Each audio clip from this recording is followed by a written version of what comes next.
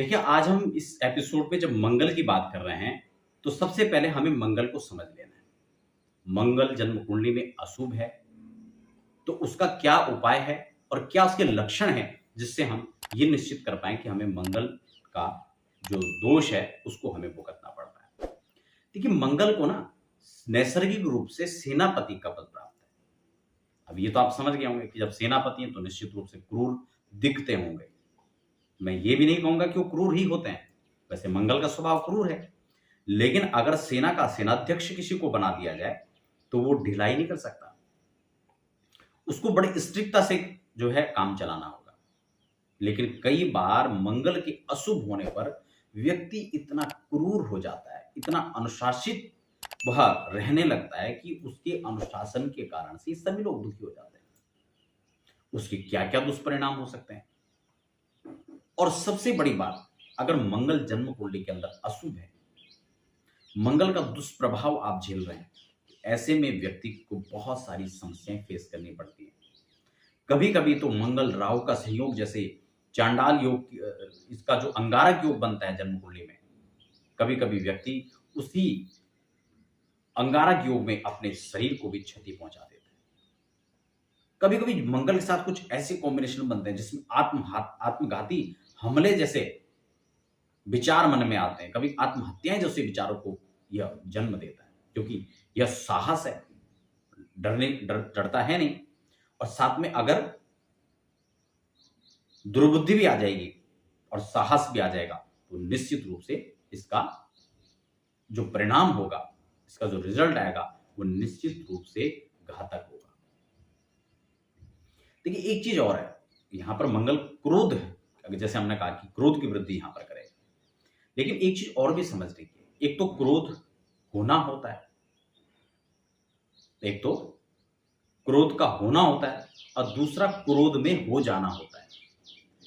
अगर हम गुस्सा कर रहे हैं, तो इसका मतलब ये हमारे बस में है, हमने अपने अनुरूप इसको अभी बना के रखा है। और अगर गुस्सा हम पर हावी हो गया, तो ये फिर क्षति पहुंचा सकता है, ये फिर नुकसान पहुंचा सकता है। मंगल अगर जन्म कुंडली में शुभ है, तो व्यक्ति क्रोध करेगा, व्यक्ति अनुशासन करेगा, व्यक्ति के अंदर लीडिंग क्षमता होगी और वो निश्चित रूप से एक सही रूप में अनुशासन करेगा, सही रूप में नेतृत्व करेगा। लेकिन अगर वो विकृत होगा, तो विकृत होने पर उसकी जो गाइडलाइंस होंगी, उसको अगला फॉलो नहीं कर पाएगा। ये जब वो क्रोध कर रहा होगा, तो वो क्रोध ही उस पर सवार हो जा रहा होगा, वो क्रोध उसके अपने हाथ पे नहीं है। क्रोध की जो सीमा है, वो वास्तव में क्रोध में ही हो गया है। एक तो गुस्सा दिखाना होता है, जिसमें हम दिखा रहे होते हैं, अंदर से हम क्रोध नहीं कर रहे हैं, लेकिन हम भय दिखा रहे हैं। क्यों? क्योंकि भय से हम उसके माहौल को परिवर्तित करना चाह रहे हैं, उसको अनुकूल बनाना चाह रहे हैं, उसको सही दिशा निर्देश हम करना चाह रहे हैं। तो मंगल विकृत होने पर सबसे पहले व्यक्ति क्रोध का शिकार हो जाता है। अनावश्यक क्रोध आना, बात बात पर क्रोध आना, वाणी में कड़वाहट आ जाना, शरीर में रक्त जैसे विकार की समस्याएं, चाहे वो रक्त से संबंधित प्रॉब्लम हो, या रक्त की कमी हो जाना हो, या फिर फोड़े फुंसी, या फिर रक्त में किसी अन्य प्रकार के इन्फेक्शन जो हो जाते हैं, इस प्रकार की समस्याओं को मंगल जन्म दे सकता है। इसके अलावा एक और चीज है, कुछ ऐसी घटनाएं, कुछ ऐसे लक्षण मैं आपको बता रहा हूं, जिसको देखकर आप समझ सकते हैं कि मंगल शुभ है या अशुभ। अगर आपको लगता है कि मंगल से संबंधित जो चीजें हैं, उसमें आपको समस्याएं फेस करनी पड़ रही है, जैसे कि अगर मंगल आपके अनुकूल नहीं है, मंगल आपका अशुभ है, तो अशुभ मंगल के जो लक्षण हो सकते हैं, वो कुछ इस प्रकार से। एक तो ऐसे व्यक्ति को कहीं ना कहीं संपूर्ण रूप से प्रॉपर्टी का अच्छा खासा लाभ प्राप्त नहीं होता है, चाहे मकान की बात करें, चाहे दुकान की बात करें, चाहे प्लॉट की बात करें, चाहे वाहन की बात करें। ऐसी स्थिर प्रॉपर्टी जो होती है, उन लोगों को बड़ी समस्याएं होती हैं उसको हासिल करने में। इन चीजों का अभाव ये खटकाकर बनाकर रखता है। मकान, लंबे समय से इंतजार कर रहे हैं, पैसा भी है जेब में, व्यवस्थाएं भी हैं, लेकिन घर नहीं बन पा रहा, उसे बनाने में समस्या आ रही। पैसा जेब में है लेकिन हम प्लॉट ही नहीं खरीद पा रहे हैं, पैसा है लेकिन गाड़ी नहीं खरीद पा रहे हैं। तो ये मंगल को देखने की आवश्यकता है, एक बार मंगल को एनालिसिस करने की आवश्यकता है। वास्तव में मंगल ऐसे हमारी किस स्थिति के अंदर बैठे हुए कि जिससे हमें वो लाभ मिल ही नहीं पा रहा है।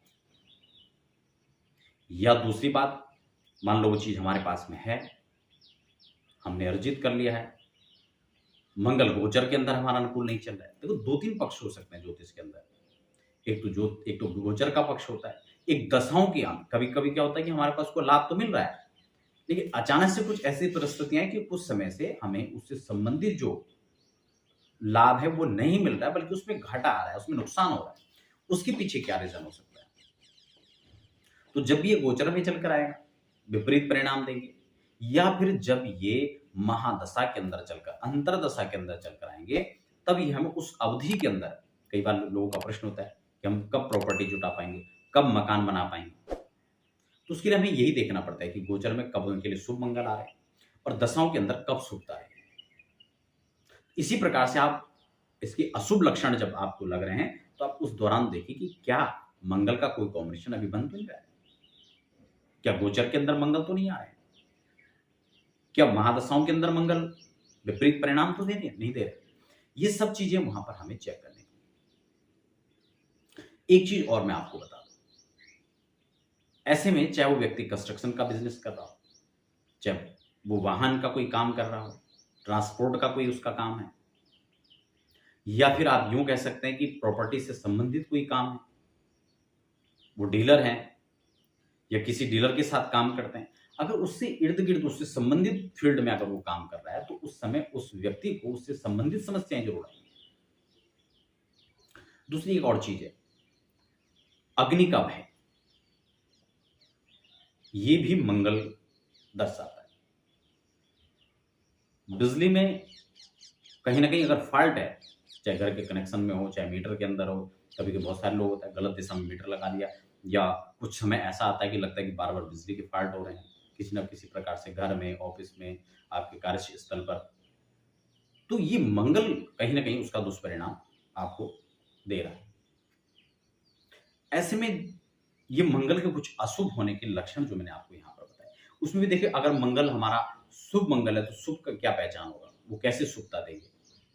अगर इन्हीं चीजों के अंदर जो मैंने आपको बातें बताई अनुकूल, जो अगर इसमें है, तो ये इनसे संबंधित जो चीजें, उसमें आपको अच्छा परिणाम देगा। मान लो मंगल मेष राशि का है, मान लो वृश्चिक राशि का है, मान लो वो मकर राशि में बैठे हुए, केंद्र में बैठे हुए, त्रिकोण में बैठे हुए, तो वहां पर शुभ परिणाम देंगे। तब उनकी जब दशाएं चल करके आएंगे तो राजयोग जैसा फल देंगे, क्योंकि वो रोचक महापुरुष योग का निर्माण करेंगे आपके केंद्र में बैठकर, और तब वह मंगल आपको शुभ परिणाम देंगे। अपने मित्र ग्रहों के साथ बैठे हो,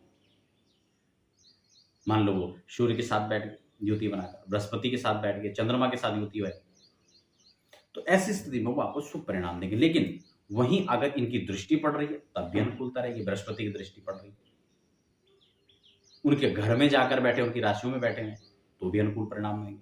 लेकिन ध्यान रहे, अगर वो अशुभता कब देंगे, अशुभ कब हम उसको मानेंगे, कैसे हम इसको देखें, कैसे चेक करें हम, तो सीधा सा है, अगर वो शनि के क्षेत्र में बैठे, शनि के साथ उनकी दृष्टि पर संबंध बन रहा है, या फिर शनि के घर पे जाकर बैठे हैं, या शनि के साथ युति करके बैठे हैं, तो निश्चित रूप से वहां पर ये जो परिणाम है वो आपको अच्छे नहीं देंगे। इसके साथ ही अगर हम बात करें कि अगर दशाओं में वो चल करके आ गया, मान लो शनि के साथ दशा में वहां पर चल करके आ गया, तो वहां पर शुभ परिणाम नहीं देंगे। मंगल खराब होने पर, डिस्टर्ब होने पर, चाहे गोचर के अंदर हो चाहे दशाओं में हो, दुर्घटनाओं जैसे योग बनते रहते हैं, बात विवाद की स्थितियां बनती हैं, खासकर दाम्पत्य जीवन में समस्याएं आ सकती हैं। इस बहुत सारी चीजें जो मंगल के विपरीत होने पर उसका अशुभ परिणाम आपको दे सकते हैं। इन अशुभ लक्षणों को आप दे सकते हैं। अगर इस प्रकार की स्थितियां बन रही है तो कुछ उपाय आप कर सकते हैं। मैं यहाँ पर बहुत छोटे उपाय आपको बताने वाला हूँ। देखिए, सबसे पहले तो हमें ऐसे लोगों को, अगर जब मंगल दुष्परिणाम दे रहा हो, तो उनको हनुमान जी की उपासना करनी चाहिए। हनुमान जी का जो हनुमान चालीसा का पाठ है या बजरंग बाण का पाठ है, उसे आप नियमित करें। हो सके तो शनिवार मंगलवार को आप सुंदरकांड का भी पाठ करें। पहला उपाय, हनुमान जी को आप कम से कम 7, 11, 21 बार प्रसाद और चोला निश्चित रूप से नियमित जो है उसकी दिनचर्या में चढ़ाएं। उसके अलावा 3 मुखी रुद्राक्ष धारण करना, ऐसे लोगों को लाल धागे में या तांबे का कैप बना करके उसको आप अपने धारण करें। ये बहुत बीज मंत्र का जो जप है, वैदिक मंत्र आप करवा सकते हैं, अनुष्ठान के रूप में भी किसी विद्वान से आप करा सकते हैं अगर आपको अच्छे परिणाम ले रहे हैं, आपको समस्याएं आ रही, और नहीं तो आप जो है इसका बीज मंत्र का जप आप खुद घर बैठे कर सकते हैं। कुछ परिस्थितियां ऐसी होती हैं जिसमें आप रत्न भी धारण कर सकते हैं, लेकिन मैं रत्न परामर्श के बिना किसी को रत्न पहनने की स्थिति में नहीं कहता हूं, क्योंकि रत्न कभी कभी उनके साइड इफेक्ट भी होते हैं। इसलिए जब मूंगा इसका रत्न होता है, अगर आपको लगता है कि ये कहीं ना कहीं मूंगा पहनने की स्थिति, तो आप मूंगा भी इसमें धारण कर सकते हैं। और रुद्राक्ष पहनने में आपको किसी प्रकार का कोई विचार करने की आवश्यकता नहीं, इसलिए 3 मुखी रुद्राक्ष बेझिझक आप पहन सकते हैं। तो आशा करता हूं अशुभ मंगल के लक्षण और उपाय आज आपको इस एपिसोड में जानने को मिला होगा। फिलहाल आप बने रहें, मुझे दीजिए इजाजत।